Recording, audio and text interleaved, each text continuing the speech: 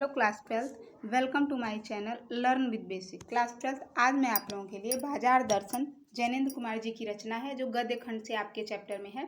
तो इसको हम देखते हैं और समझते हैं कि बाजार दर्शन में जैनेन्द्र जी ने क्या क्या चीज़ें बताई हैं और किस प्रकार से हमें बाजार के जादू से सतर्क रहने की प्रेरणा दी है। चलिए देखते हैं। सबसे पहला क्वेश्चन है, बाजार दर्शन लेख का सार बताइए। ठीक है, तो मैं यहीं से कहानी स्टार्ट करूंगी। इस कहानी में लेखक ने बाजार के आकर्षण का वर्णन किया है। इसमें लेखक बताते हैं कि बाजार के आकर्षण के कारण एक बार उनके मित्र बाजार गए तो वह बाजार से अनावश्यक सामान भी खरीद लाए हैं। ठीक है, वह बाजार के आकर्षण का बल इस प्रकार बताते हैं। साथ में वे यह भी बताते हैं कि कुछ व्यक्ति ऐसा भी होता है, मतलब कुछ व्यक्ति ऐसे भी होते हैं जो बाजार के इस आकर्षण से प्रभावित नहीं हो पाते। मतलब वो गए बाजार, उनको क्या खरीदना था ये नहीं दिमाग में था, वो अनावश्यक चीज़ें लेते हैं। और कुछ लोग ऐसे होते हैं जो मतलब बाजार में जाते हैं और ना समझ आने पे वो वापस चले आते हैं और वो बाजार के आकर्षण से प्रभावित नहीं होते। देखिए, यहाँ बाजार लगा हुआ है, बहुत अच्छी अच्छी चीज़ें हैं जो हमारे मतलब आकर्षण हम में आकर्षण पैदा करते हैं कि आप आइए, खरीदिए और परचेजिंग कीजिए। लेखक बताते हैं कि बाजार में गजब का आकर्षण होता है। जैसा कि आप लोगों ने देखा, बाजार का आमंत्रण ग्राहक को टाल नहीं पाता। मतलब ग्राहक ना चाहते हुए भी कुछ ना कुछ चीज़ें खरीद ही लेता है। ग्राहक उसके आमंत्रण में उलझ जाता है, वह दुकान से अधिक सामानों को खरीदना चाहता है। लेखक का एक मित्र है जो बाजार जाकर खाली लौटता है। लेखक को अपने मित्र का स्वभाव अच्छा लगता है। इनका कहना है कि बाजार में कुछ ऐसी वस्तु है ही नहीं जिसे खरीदा जा सके, इसलिए वह खरीदता नहीं है। और क्या करता है कि बाजार का जादू चढ़ने और उतरने पर मनुष्य क्या क्या असर होता है, ये चीज़ें हैं। लेखक बताते हैं कि जब तक वस्तु के प्रति प्यास है तब तक कष्ट है। लेखक बाजार के प्रभाव से बचने का एक सरल उपाय बताते हैं। हमें खाली मन बाजार नहीं जाना चाहिए, बिल्कुल नहीं जाना है। अगर हमारे मन में ये है कि हम बाजार जाएंगे तो क्या क्या खरीदेंगे और कोई आइडिया नहीं है कि क्या क्या खरीदें, तो हमको बाजार जाना ही नहीं चाहिए। हमें हठ के कारण लोभ का त्याग नहीं करना चाहिए। इससे मन दुर्लभ हो जाता है। हमें मन की सुननी चाहिए। ठीक है, ये कहते हैं कि जब हम बिना कोई थॉट लिए, मतलब कोई दिमाग में ये लिए कि हमको क्या बाजार से लाना है, अगर ऐसी चीज़ें हम बाजार लेने जा रहे हैं और हमको पता नहीं है, तो हम लोगों को अपने मन की सुननी चाहिए। ठीक है, और बताते हैं लेखक कि इसके बाद हमको लेखक अपने पड़ोसी, यानी वो देखिए, एक ऐसे मित्र की बात करते हैं जो जाते हैं और सामान पूरा खरीद के आते हैं, पूरी अपनी पॉकेट मनी खर्च, यानी आने के लिए भाड़ा भी नहीं रहता है, तो वो आते हैं अनावश्यक चीज़ें खरीद के। जब लेखक पूछते हैं तो वो कहते हैं अरे ये पत्नी की महिमा है, यानी वो पत्नी पे टाल देते हैं। और दूसरे लेखक के मित्र ऐसे हैं जो जाते हैं बाजार में लेकिन वापस आ जाते हैं और उनको लगता है कि मैं क्या खरीदूं और क्या नहीं खरीदूं, मुझे सब चीज़ चाहिए, और मैं सब चीज़ खरीदने के चक्कर में कुछ भी नहीं खरीद पाया। यानी दोनों पे देखिए बाजार का प्रभाव पड़ता है। और आकर्षण में कौन आता है? जो परचेजिंग पावर वहाँ पे नष्ट करके आता है, यानी अपनी सारी जो है पैसे, अपनी पॉकेट मनी सब वहीं पे खर्च करके आता है। अब देखिए, लेखक उनके बारे में बात कर रहे हैं। लेखक अपने पड़ोसी चूरन बेचने वाले भगत जी के माध्यम से बताते हैं कि भगत जी दिन भर मात्र 6 आने कमाता है। ठीक है, लेकिन वह बाजार के मोह माया को अपने धंधे पर नहीं लागू होने देता। इसका उदाहरण बताने के लिए लेखक बताते हैं कि लेखक ने चूरन वाले की प्रशंसा करनी चाहिए। वह इससे चूरन वाले के संयम को बतलाते हैं। पैसे की व्यय शक्ति बड़ी प्रचंड है। पैसे के लालच में वो बड़ी से बड़ी फिजूल खर्च कर लेता है। एक और वह चूरन वाले का उदाहरण देकर स्वयं को बताता है। यानी जो चूरन वाले रहते हैं भगत जी, उन पे बाजार का कोई जादू नहीं पड़ता। वो 6 आने कमाते हैं और उसी में खुश रहते हैं, और जो बच जाता है वो फ्री में बच्चों को बांट देते हैं। और वो कभी भी जैसे अलग से बेचने का, अपने चूरन का कभी मतलब जिक्र ही नहीं किए और वो जब बाजार जाते हैं तो उनको ये पता होता है कि मुझे क्या लेना है। यानी वो भरी बाजार में से गुजरते हुए और अपने चूरन बनाने के सामान को ही वापस लेकर आते हैं, अन्यत्र कहीं वो देखते तक नहीं है। इसका मतलब ये हुआ कि उन पे बाजार का जादू बिल्कुल नहीं चलता।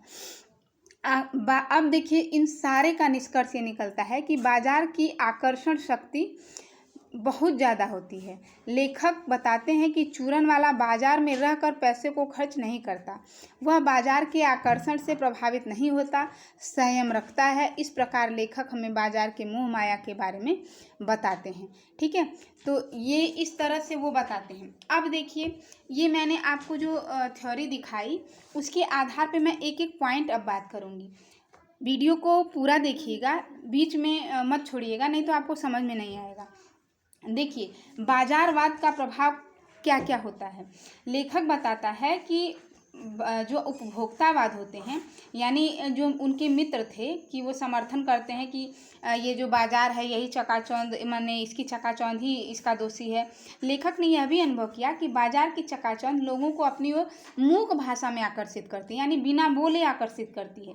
इससे फंस कर व्यक्ति अपने पास मौजूद वस्तुओं को बहुत ही कम मानता है। मतलब कि मेरे पास बहुत कम चीज़ें हैं, थोड़ा और खरीद लूँ। मन में और वस्तुओं के खरीदने की इच्छा जाग जाती है। मन में और वस्तुओं के खरीदने की इच्छा है, उसके मन में वस्तुओं को खरीदने की इच्छा जागती है और इस प्रकार व्यक्ति असंतोष, ईर्ष्या और तृष्णा में फंसकर सदा के लिए बेकार हो जाता है। ठीक है, बाजारवाद का प्रभाव अभी आप लोगों ने देखा, यानी बाजार में जाने के बाद बाजार का जो जादू है वो व्यक्ति पे कहीं ना कहीं चल ही जाता है। व्यक्ति को लगता है मेरे पास कुछ नहीं है, ये चीज़ें मैं खरीद सकता हूँ, और वो खरीदता भी है। उपभोक्तावाद और बाजारवाद के बचाव के उपाय अब लेखक ने बताया है। उन्होंने बताया है कि बाजार जाने से पूर्व मन को पूर्ण रूप से भरकर और दृढ़ निश्चयी बना लेना चाहिए कि हम जब बाजार जा रहे हैं, अगर हम कदम निकाल रहे हैं तो वहाँ की चकाचौंध से हमें बचना है और हमें अपनी आवश्यकता अनुसार खरीदारी करनी है और समय पर घर वापस आ जाना है। और दूसरा, श्रेष्ठ जीवन जीने की कला। लेखक व्यक्ति को आत्मसंतुष्ट कहता है कि रहना चाहिए और मन को काबू में ही रखना चाहिए। इसका अर्थ यह नहीं कि मन को बंद रखना चाहिए, क्योंकि हम सभी इच्छाओं का विरोध कर सकते हैं।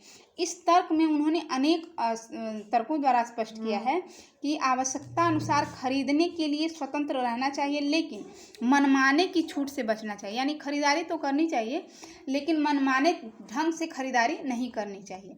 और इसका उपमा देने के लिए वो चूरन यानी भगत जी को बीच में लाते हैं। वो कहते हैं कि वो प्रतिदिन 6 आने ही कमाते हैं, लेकिन उनकी काफ़ी प्रसिद्धि है, इसलिए उनका जो चूरन है वो हाथों हाथ बिक जाता है। लेकिन भगत जी 6 आने की कमाई करने के बाद शेष चूरन बच्चों को मुफ्त में बांटते हैं। इसी संतुष्टि का परिणाम यह हुआ कि उन्होंने अपना जीवन सुखपूर्वक व्यतीत किया। लेखक के अनुसार ऐसे लोगों पर बाजार की चकाचौंध का कोई प्रभाव नहीं पड़ता। ठीक है, तो इस तरह से अगर आप बाजार जा रहे हैं तो आपके अंदर एक लक्ष्य होना चाहिए कि मुझे ये चीज़ लेने जाना है और उसको लेकर घर वापस आ जाना है। बाजार की सार्थकता, ये विशेष पॉइंट है कि बाजार की सार्थकता और मनुष्य में क्या वो कॉम्बिनेशन होना चाहिए। तो इनके हिसाब से लेखक के अनुसार बाजार को सार्थकता भी आवश्यकता अनुसार वस्तुएं खरीदने वाले व्यक्ति ही दे सकते हैं। जैसे अनावश्यक वस्तुएं खरीदने वाला व्यक्ति परचेजिंग पावर के घर में बाजार को शैतानी शक्ति और व्यंग शक्ति ही देते हैं। ऐसा व्यक्ति बाजार के लिए प्रयोजनहीन माना जाता है, मतलब बेकार माना जाता है। इससे छल कपट की भावना बढ़ती है और सद्भावना और भाईचारे की भावना का ह्रास होता है। मतलब अगर आप अपने परचेजिंग पावर को लुटाना चाहते हैं तो आप अनावश्यक उस पर फ्री का भी देंगे, जिससे वो अनावश्यक चीज़ें इंसान लेगा और उसका एक कंपटीशन लेवल बढ़ता जाएगा और उसमें भाईचारे में भाईचारे की जो भावना है वो कहीं ना कहीं ख़त्म होती है। ऐसे में भाई मित्र या पड़ोसियों के बीच मधुर संबंध नहीं रह पाते। वे आपस में क्रेता और विक्रेता जैसा ही लेन देन का ही व्यवहार कर सकते हैं। वे केवल अपने स्वार्थ या लाभ की ओर अग्रसर होते हैं, मतलब मेरा लाभ कैसे हो उसके बारे में सोचते हैं। ऐसे लोगों की आवश्यकताओं का आदान प्रदान नहीं हो सकता, बल्कि शोषण और कपट को बढ़ावा मिलता है। इस तरह से ये आप लोगों को पूरी कहानी का ये जो जैनेंद्र जी हैं ये बताने का प्रयास कर रहे हैं। पहला पॉइंट ये कि अगर आप बाजार जाते हैं और अनावश्यक चीज़ें ले आते हैं तो वो बेकार है। आप अगर बाजार जाते हैं तो अपना एक लक्ष्य बनाइए कि मुझे इस चीज़ के लिए बाजार जाना है और केवल वही चीज़ लेके अपने घर आइए, तभी आप बाजार का महत्व दे पाएंगे और अपने सामान को भी उसका वैल्यू दे पाएंगे। ठीक है, तो ये थी आप लोगों की बाजार दर्शन, और मिलते हैं अगले वीडियो में। तब तक के लिए धन्यवाद।